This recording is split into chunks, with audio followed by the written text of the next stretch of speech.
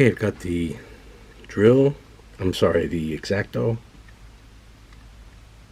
I'm just going to make a little pilot hole.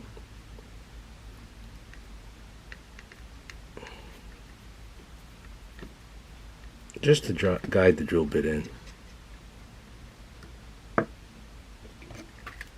It'll make it a lot easier. Of course, feel free to use a power drill if you want. If you've got a mini one, that's great.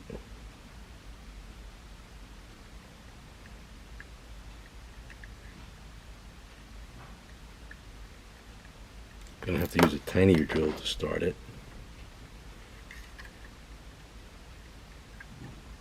And sometimes things, don't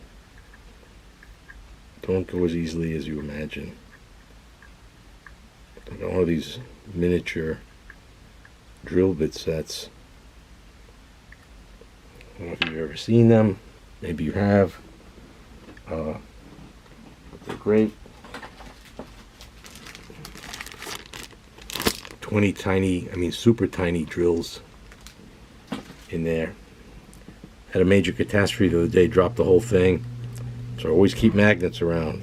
Never would have found them otherwise. Found every one.